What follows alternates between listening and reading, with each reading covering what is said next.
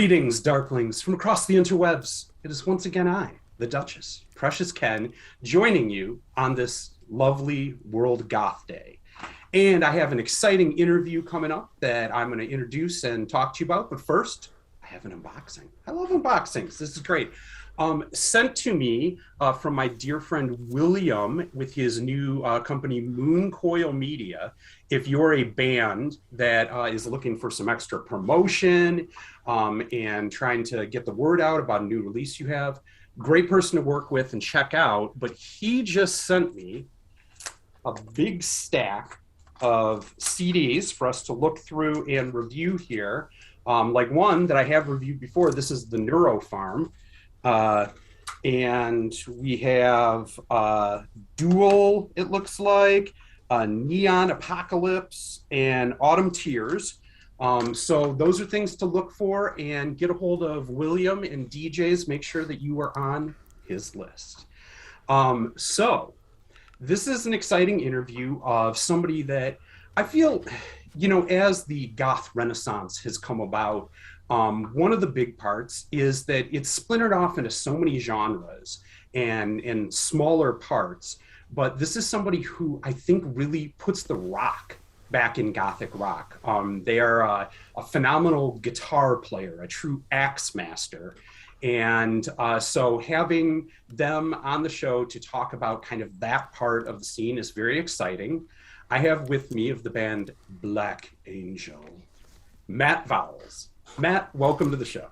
Ken, hello, how you doing? Thank you very much for inviting me along to come chat with you. Yeah, no, I'm doing okay for being hungover as hell from World Goth Night. World Goth Day, yes. It's a special weekend. I'm not getting any younger for it either, so. That's very true.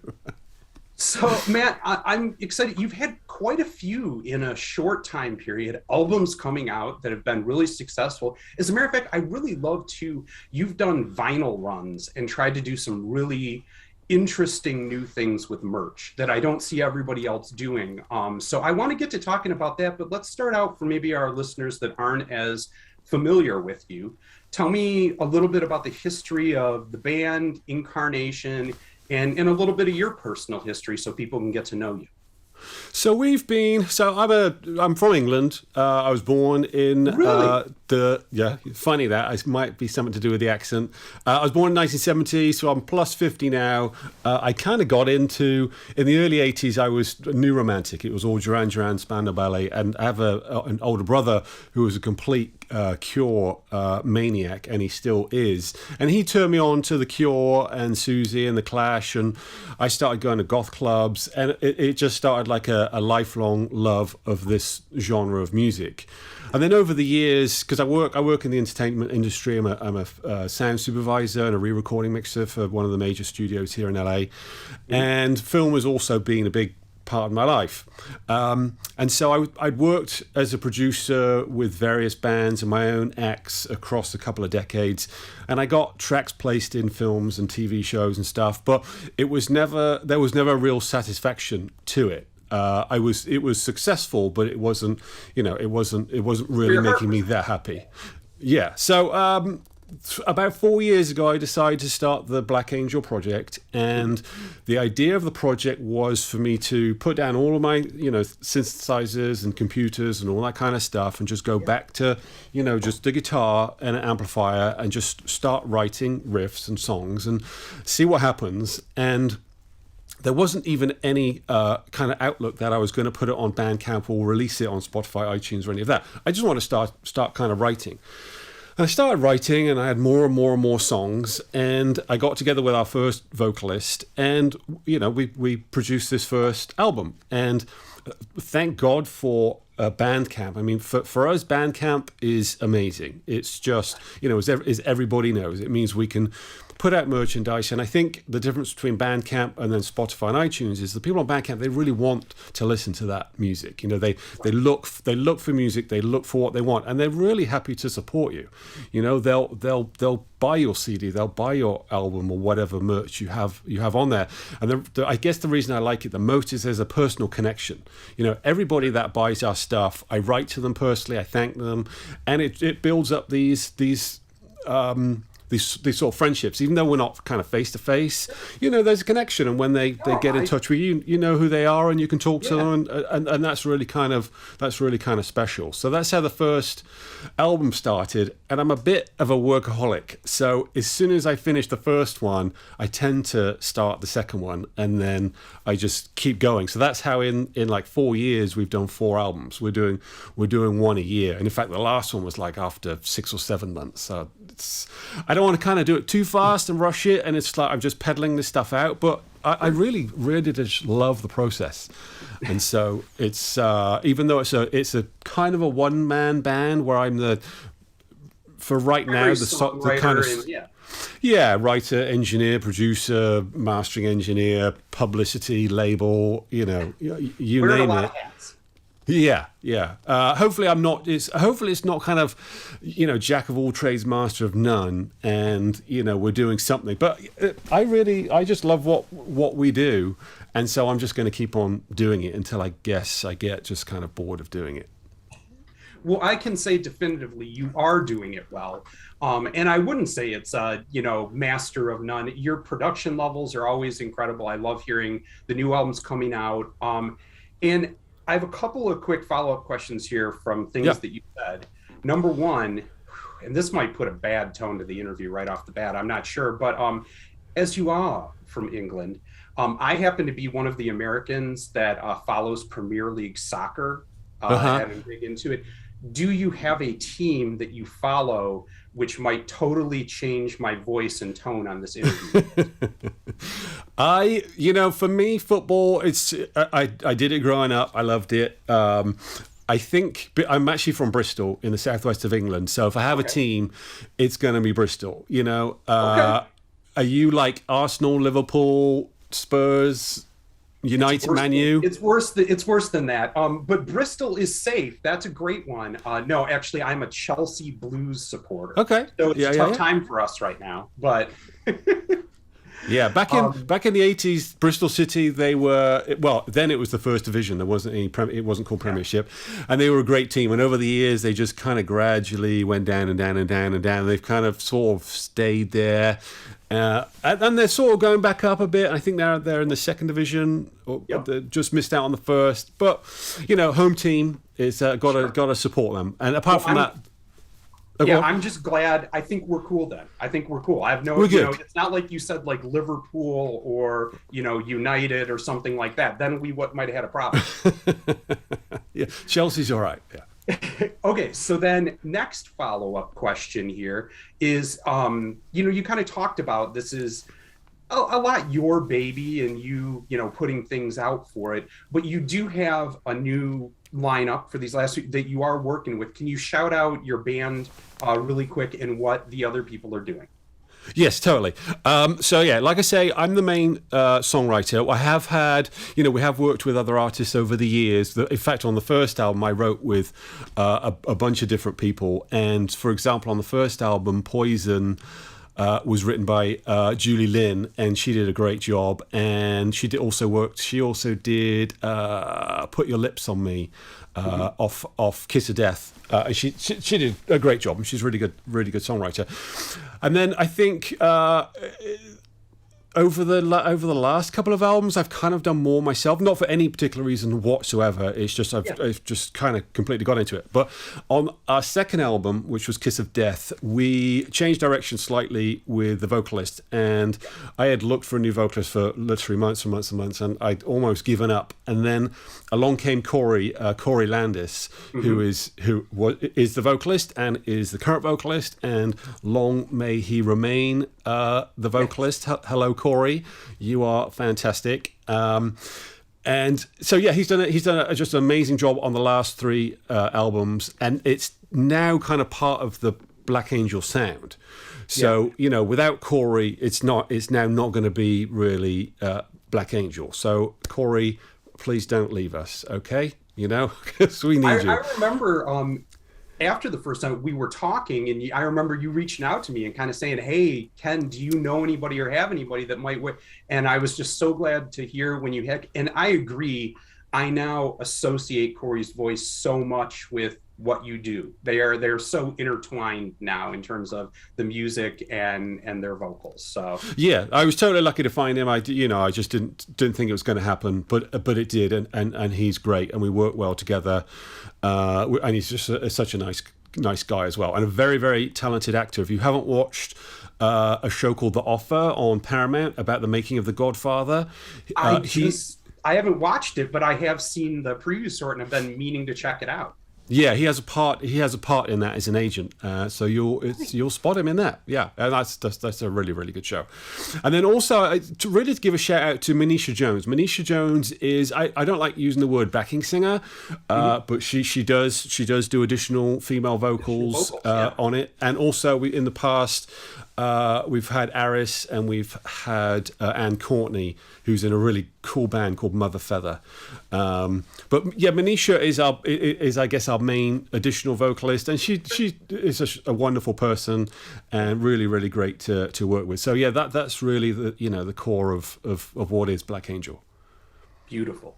So the next thing I want to follow up on is, as you mentioned, I mean, you're someone who has moved around and kind of gone a part of the scene. And I'll tell you what, especially these last couple albums, something I associate you with is what I call LA goth. And even though I mean you're from, you have to me, I don't know, that blend of like early, Mission Sisters, that's it. But then with kind of a Motley Crue, like glamour goth vibe, leather and glitz and the Sunset Strip. And I hear that in your music. And I really love with a band when I can kind of associate them with a particular place or image conjured in my mind when I hear their music.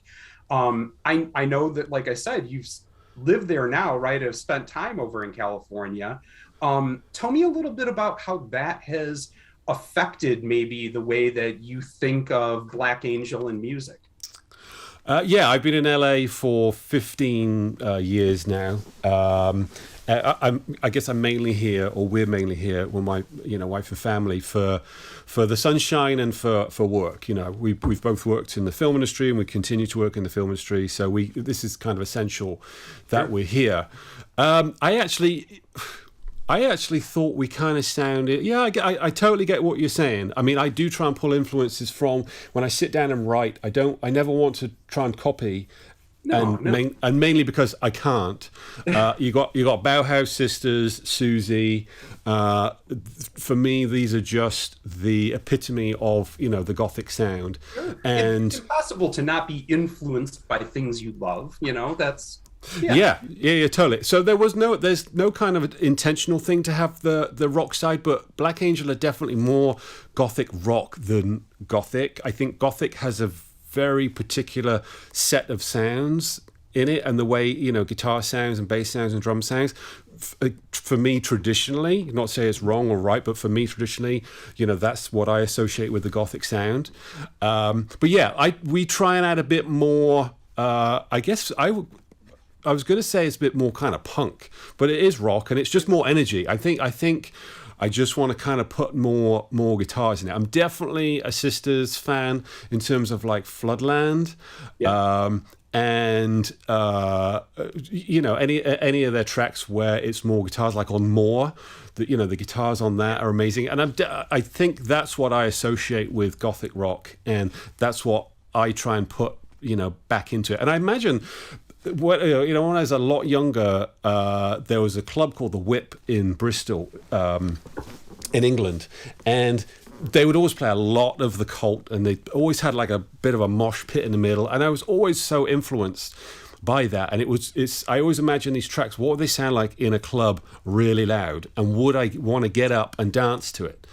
So sometimes that's how I kind of judge whether songs should even be on the album. So I think that's where the rock side of it comes from for Black Angel. Now, do you have those moments like you'll go out to maybe like a goth night or a club there in California? Because I've had that, where I go to and they play an Amaranth song, and it really is. It's kind of this special experience of holy shit, that's me, that's happening. And I know you'd had a lot of, like you said, we heard your things in TV shows or films before, stuff like that. But have you ever had those moments where you pictured what it would sound like in a club, and then you get there in a club, like walk in, and boom, your song's playing, and you get to really experience that and see people on the dance floor enjoying it? I've pictured it, but I've never done it, and I'd love to do it. I do. I have asked DJs before if they play the song to kind of record a clip on the phone and send it to me and stuff. And that's so nice when you see people, on the dance floor to dancing to music. But I've not experienced it, but I really would like that. So Well, you know what? I think I'm I going need to to. do it now. I'm going to have our Chaos DJ, my friend, play a Black Angel song, and I'll take some video of it for you, so you can That's breathe cool. that in and experience it. That's very nice. Yeah. That's very cool of you. So, kind of like we've been saying, to me, a big part of what makes you unique and makes this work is the guitar work and the tone. And things have changed, as you've said, a lot in terms of, take the Sisters Floodlands, where you had, Fender Jazz tube amp, mic'd through and play, it had a very distinct, unique sound that kind of, to me, said goth. And I think you Right. guys capture a lot of that. Do you do it in more of a digital way now? And what does your guitar rig and setup when you're recording? Walk me through it and tell me what that looks like, or the types of modules or anything that you use. I tend to use a company called Line Six, and I'm just looking at the stuff now. I use a box called Amplify TT, which I can basically control from my iPad, which is right here. So the good thing about Amplify TT and using the iPad is you can go on there and you can type in Daniel Ash, or which never comes up, unfortunately, or you can put in Billy Duffy, who is the rock god guitar hero of all time, apart from Jimi Hendrix. And then, so I download a bunch of tones and I start just playing through. And if there's a sound that I associate with or I think is cool for a riff, I store it.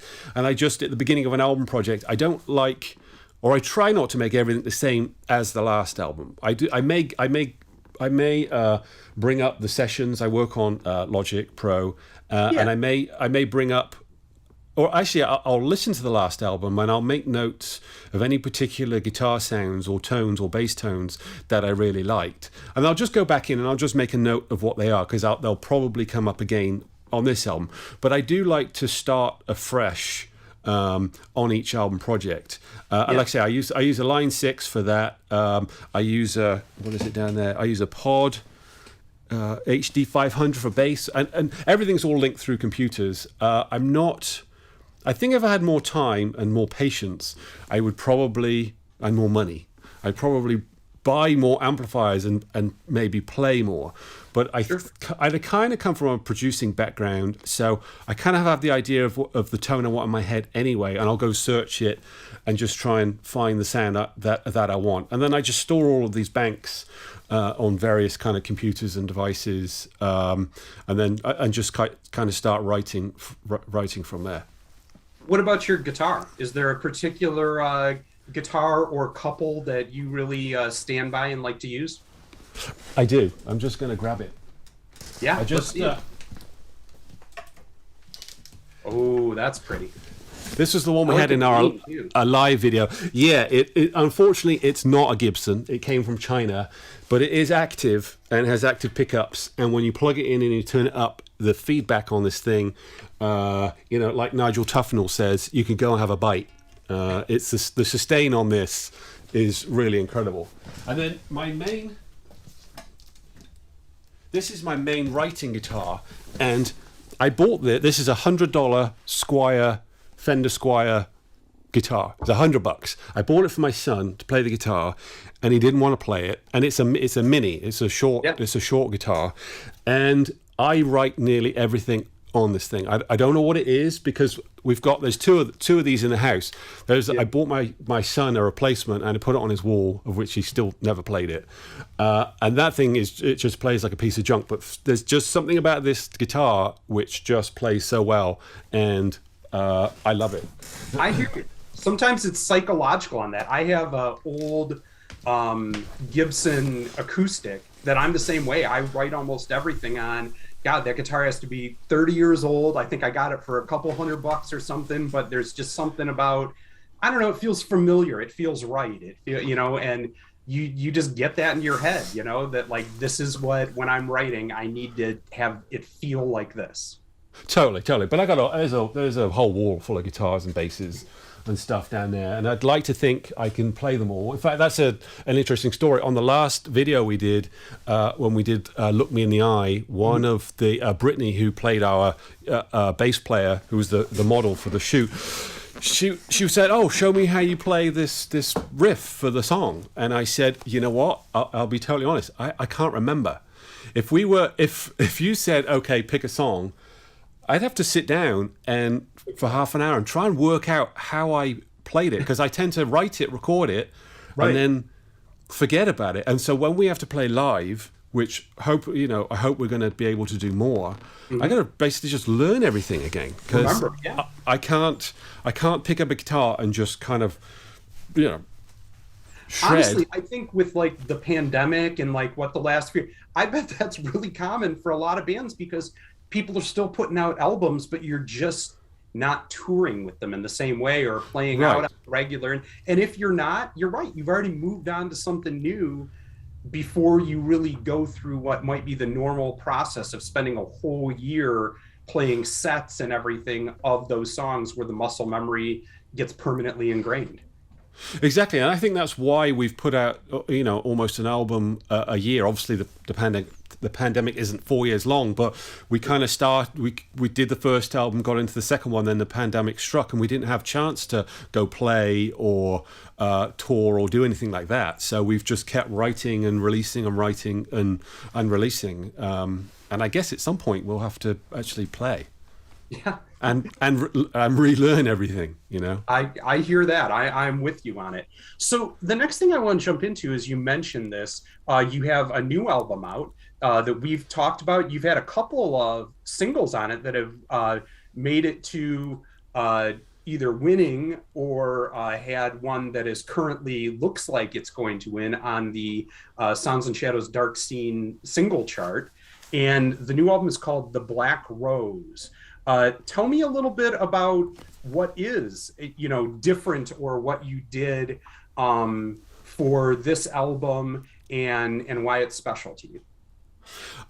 This one, I wanted a slightly different sound. Our first album, The Widow, and then The Widow Extended, because I basically finished The Widow and then took it down because I didn't like how it sounded. I needed to remaster it, and I put some remixes on and stuff so people didn't feel like, oh, I just bought this. Why am I, buying this again? Which is, I totally get. Kiss of Death was the second album, and that had, to me, that's probably our most like traditional gothic rock sounding album. I think with tracks like Animal, it's definitely heavily influenced by Sister Mercy sound-ish, or that kind of feel. And then for a third album, Prince of Darkness, I wanted this more concept feel, and I wanted a story from beginning to end, which is why the album has actually an introduction, an interlude, and an outro, and it has this character, the Prince of Darkness, who kind of is carried all the way through. And then I thought, well, for the fourth, for the Black Rose, I didn't know whether we were getting a bit kind of boring or a bit stale, and we were kind of doing like concept albums, and it's like I need to make this a bit more raw. Yeah, I just want to make it a bit more raw, and I wanted to kind of go back to what I ideally started with. So this one is more definitely influenced by Bauhaus, just in terms of like Daniel Ash guitar sort of style. I'm using the what do you call it? The EBO a lot more in this, and I really like the sound and what it does. What it does. The EBO with these active pickups, it just has this great tone and sustain and stuff. So I was trying to do more of that and just be a little bit more maybe developed, not necessarily just in terms of like songwriting, but also production. I always trying to up my game every album we do, because we're always learning through the process. And so I like to just each album, it needs to sound a little bit better. It needs to maybe sound a little bit more sophisticated. It can still be simple, but it's got to be sophisticated. And like the videos as well. The production value has got to be higher Yeah. each time. So I don't know what we're going to be doing for our next album. If it doesn't look like Michael Jackson's Thriller, then Right. I'm just going to give up.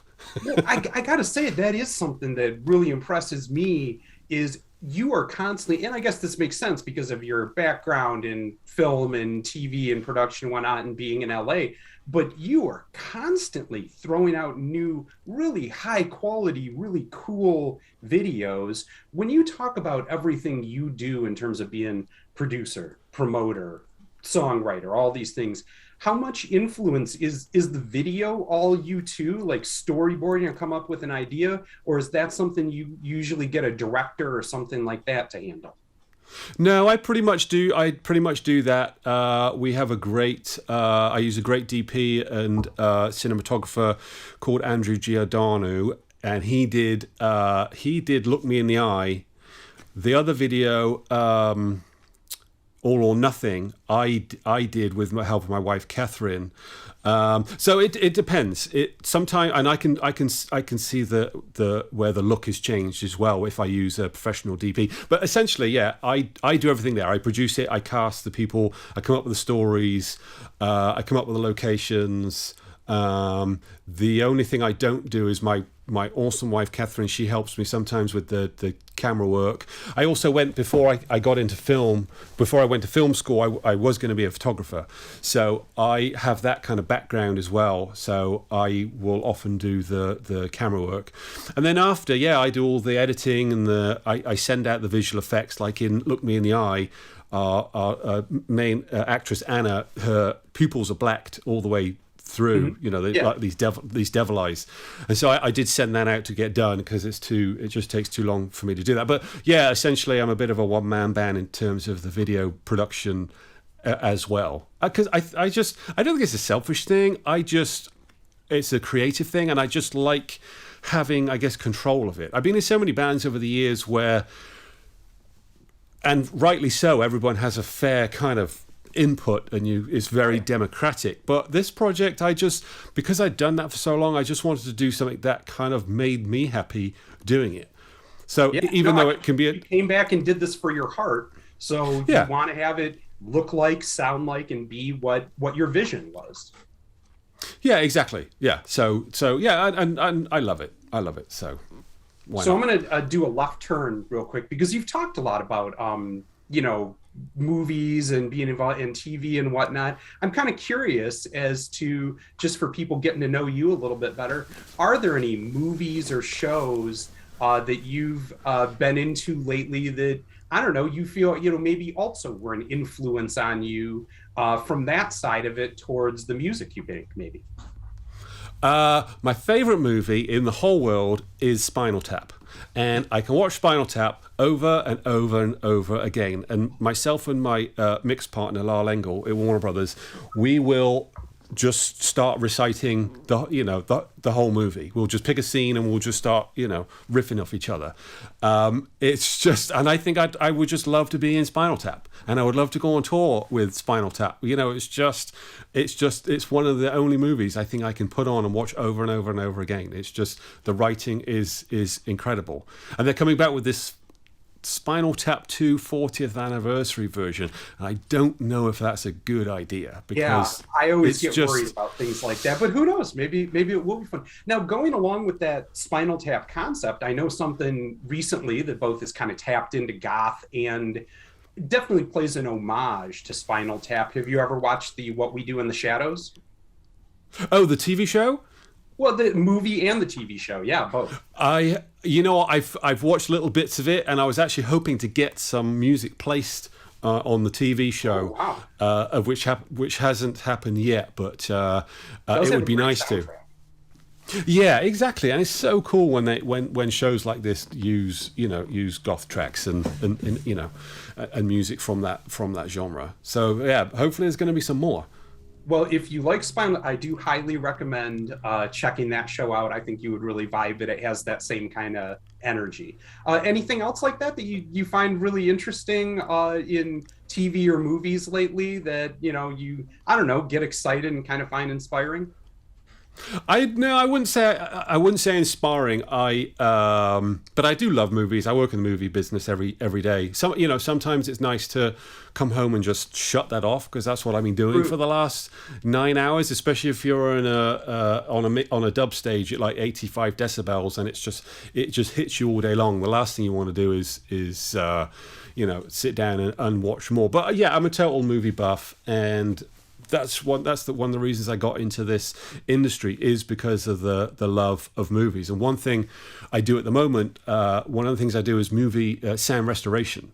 So we'll Oh, take a classic movie like Mad Max, or I just did Poltergeist last week, and we'll just very carefully restore it into what the best it can be. And it feels a real honor to be able to do that. that's like Poltergeist messed me up when I was a kid. That was one of those movies I saw when I was very young, that like the tree scene and stuff, that still gets to me. That Uh-huh. gets me out. That's awesome. And I never thought about that before. Kind of like I used to live with a chef who, he'd get done with a 10-hour shift. He was drummer for Amaranth starting out, and get home, and then he would just always eat like a Burger King chicken sandwich because Right. he had spent his whole day making duck à l'orange. And the last thing he wanted to do was like screw around with cooking in any capacity once he got home. So that makes sense. Like I feel that if you're working on a set all day, you get home and you're like, oh, I can't even cope with trying to watch TV right now. I need to do Totally. something active and engaged. I don't want to stare at a screen. Totally.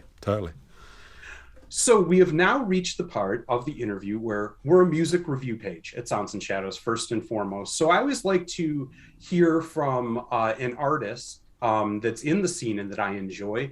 What are you listening to and enjoying that is kind of also getting you excited in the scene, whether it's somebody you've worked with or just somebody you enjoy and you play and hear? I think so. There's a couple actually, this is a band that I actually don't know anything about, and maybe you do. It's a band called False Figure, and they had an EP out called A Promised Land, and I'm not sure how I landed on it, because I don't spend a lot of time kind of listening to stuff on Sure. Bandcamp, but I came across it and I thought that the band had a really, really cool energy, and so I would definitely, if for anyone who hasn't checked that out. And there was another one I was listening to recently, which was Strap On Halos on Yeah, their very cool.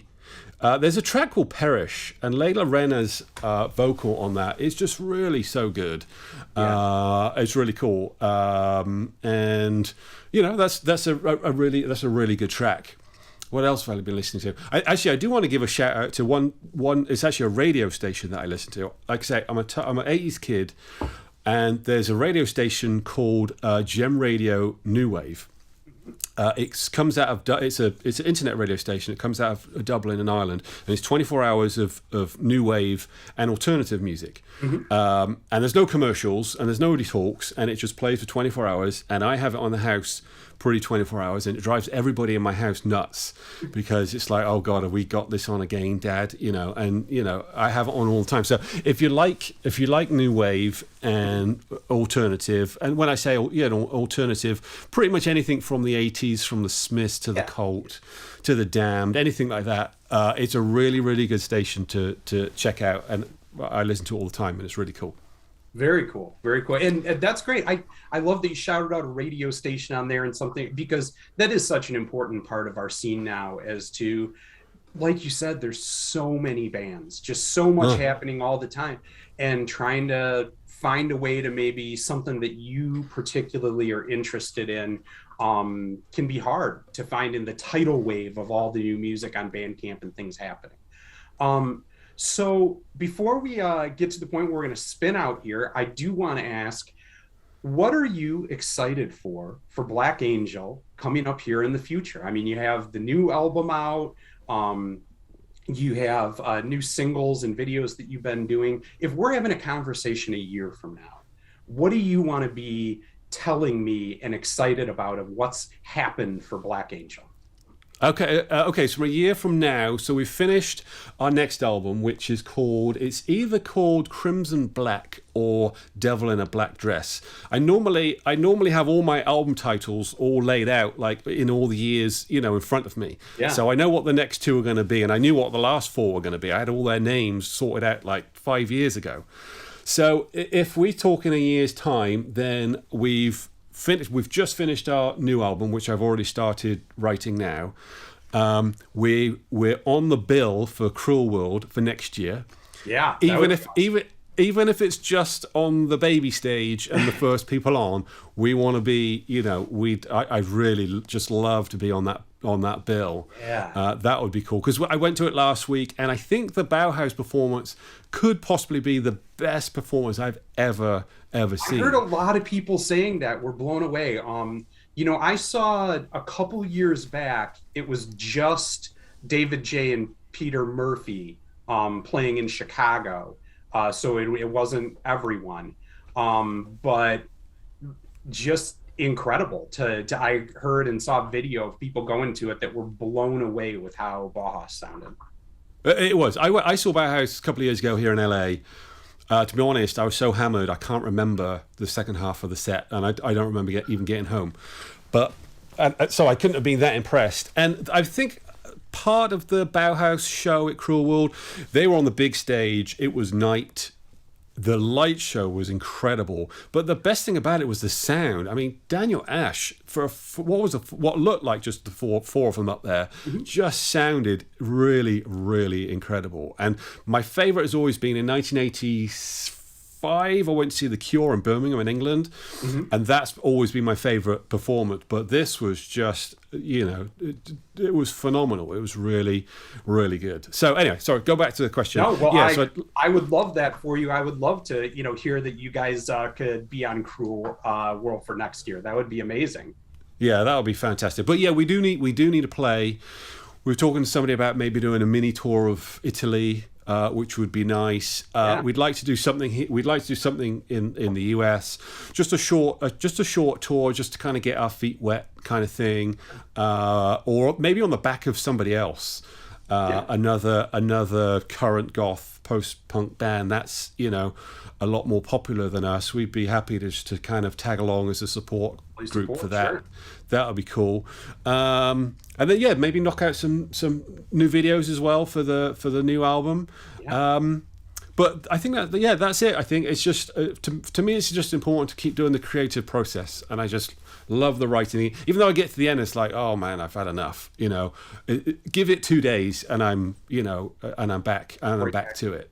Yeah. Fortunately, I have I think the most fortunate thing I feel about this is I don't have to rely on it. I know a lot of bands, they're together and it's like, we've got to play, we've got to tour, this is what we do, it's our full-time gig. I think if I did this full-time, I don't know if I would love it so much.